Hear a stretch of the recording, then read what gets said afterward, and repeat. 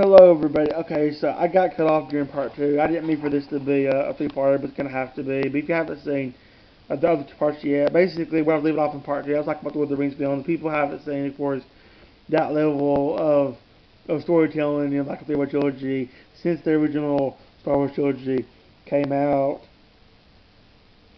And of course, and then with Harry Potter, of course, we see they're building this really long story.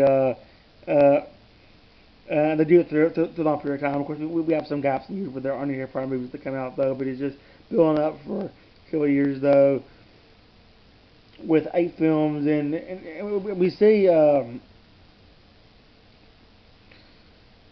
franchise films that are like that, as a result. You see franchise films that they have various films that come out through time periods, though. And of course, some of the franchises, of course, include the Pirates of the Caribbean, Transformers, and the Hunger Games.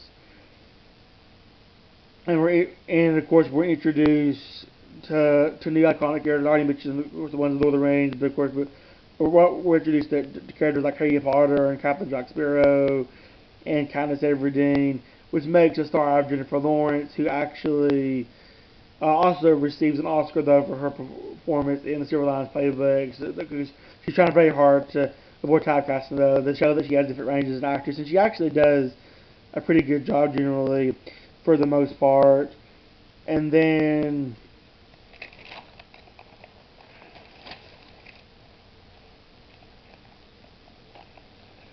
of course, we have Batman Begins comes out in 2005, directed by Christopher Nolan, and Christopher Nolan basically kind of indirectly sparks where we are now with superheroes, superhero movies being so huge. Ironically, it's Marvel that's kind of dominated that right now, but he's making, of course, Batman, which is for DC. So then in 2008, he followed The Batman Begins, which was a huge hit, with The Dark Knight. And what largely makes that movie, and it completely tops the first one, is Heath Ledger's really over the top in a good way, of course, performance as the Joker. And it's really groundbreaking, and he unfortunately passes away before the movie comes out. So he wins the Oscar, but he's not, of course, allowed to accept it. So his family ends up accepting it, and that's a rarity for that to happen. I think that has happened some other times before, but that is a rarity, though. But I honestly don't think we would have ever gotten Josh Brolin as Thanos if we hadn't already gotten Heath Ledger as the Joker way back then in 2000. And I really honestly think that. And of course, we get in 2008 Iron Man as well. So with that, of course, Marvel is inspired by Christopher Nolan.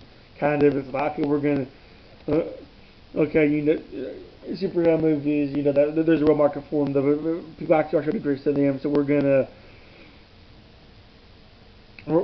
start making more of them. And they say that after Batman Begins is a success.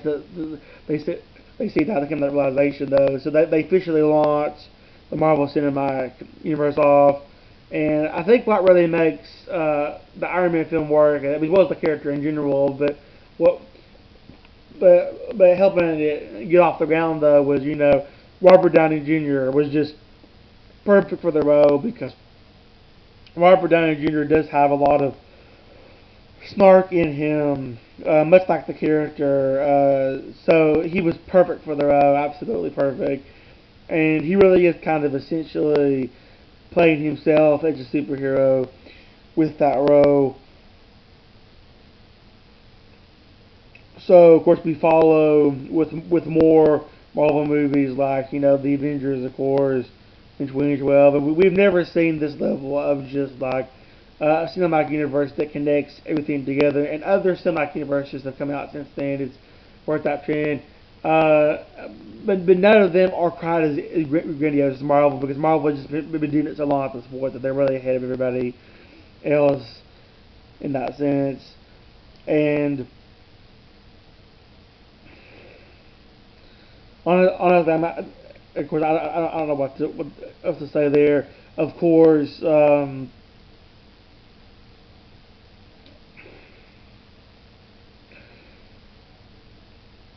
yeah, I don't know what else I have to say there about Marvel.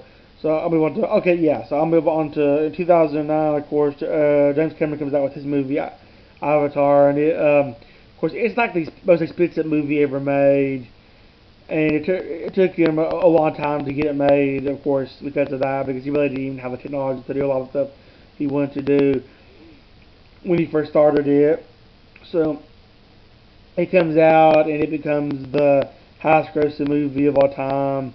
And ironically, he's competing against his ex-wife Catherine Bigelow for the Oscar for Best Picture. She's nominated for her indie film, The Hurt Locker, and ironically, she wins, and she's the first ever female director to win. She wins Best Director, of course, as well as the film winning Best Picture. And James Cameron's Avatar is what's different about it is that it's like a really expensive blockbuster that's nominated for Best Picture, and we've had, of course, plenty of other blockbusters be nominated for Best Picture before, but we haven't had one. Obviously, it's a level of just expensiveness, and one that was so driven mainly on visuals and I mean the visual special effects in 3D and so more films want to be 3D. After that, of course, unfortunately, that does cause a bit of a 3D burnout in Hollywood. But of course, the Lord of the Rings: Return of the King was a fantasy that was nominated for Best Picture, but it was not only nominated, but it actually won. So it's groundbreaking in that sense because not a whole lot of big blockbusters have really won Best Picture. It not only wins that, but it takes home like 12 Oscars. I think. I mean, it holds the record, or it's tied with two other films. I think the other two are Gone with the Wind and Titanic, or maybe it's been her and Titanic. I'm not really sure. Maybe it's all four of them is tied. I'm not really sure. I still need to look into that for winning the most Oscars of all time. And this is like a big fantasy epic blockbuster again. So that's a rarity. Now, as Marvel is really taken off and his visual effects have kind of gone in a new direction, of course, people are everybody's trying to compete with Marvel, and so in a few years after Marvel launches their cinematic universe and James Cameron's Avatar comes out, you know, we start seeing a lot of popular franchises making a resurgence that haven't had movies in a while. And in 2011, we get Rise of the Planet of the Apes, which just has some of the most groundbreaking CGI motion capture that I've ever seen in my life, and it kind of becomes possible. Really, it kind of actually starts with Star Wars Episode One because it uses some CGI motion capture. I think mainly for Jar Jar Binks, he's a CGI motion capture character. I think he's not the first CGI motion capture character. So shortly after that, we get Gollum in the Lord of the Rings. Uh, and then of course we get the character, his name's Cameron's Avatar, and that makes it possible for the apes, Rise of the Planet of the Apes, to just look amazing and absolutely amazing. Of course, we also get, of course, Peter Jackson returns to of course the Lord of the Rings universe with the Hobbit trilogy, and we get Smaug, who's a great CGI motion capture character. And so of course, Rise of the Planet of the Apes is the first Planet of the Apes movie to come out, and a pretty good. Wow, now there was a Planet of the Apes movie earlier in the 2000s in 2001, but we'll have to talk about that one though. And of course, I mentioned Creed already in in uh, part one, and yeah, because I'm about to forget what part we were on now, but yeah, back in part one, it's the first Rocky movie to come out in several years as well. in 2015, of course that one was 2015 also, but also 2015 we get Mad Max Fury Road, and it's the first Mad Max movie to come out in literally 30 years, and of course it gets nominated for a bunch of Oscars and it wins several, but it gets nominated for several, including Best Picture. It doesn't win, but and it's like once again, it's not just a blockbuster that's nominated though, but it's groundbreaking in the sense that it's like this really grandiose, like straight up action movie just really hardcore action, and that kind of movie I don't believe has ever really been nominated for an Oscar before at this point. And of course we take it to another level. Of course, years later, a few years later, in 2018. Of course, I already mentioned the Black Panther though, but like it gets nominated for Best Picture. It gets nominated for several other Oscars too, and it wins a lot of them though.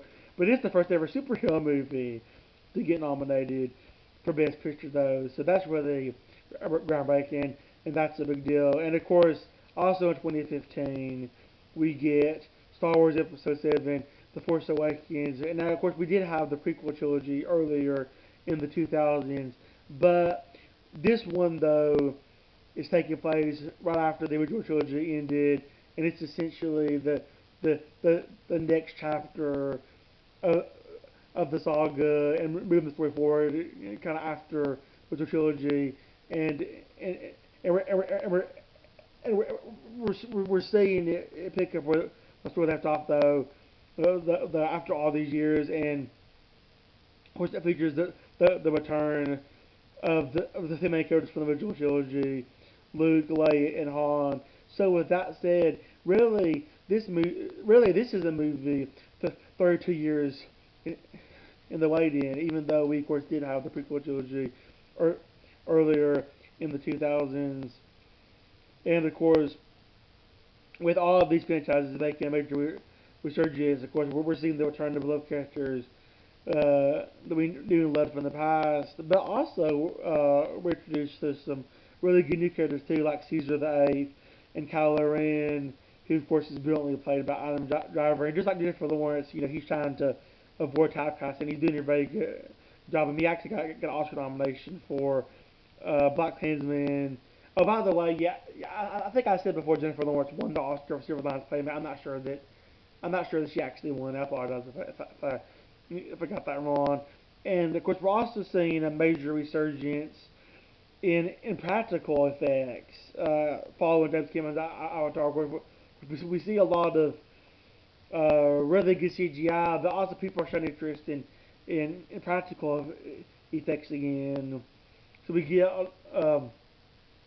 a combination of both, and it's really groundbreaking, in that sense, the way visuals are moving forward, and these franchise films, while they're more driven on their names. I mean, it's like, Marvel, their name is bigger than any other.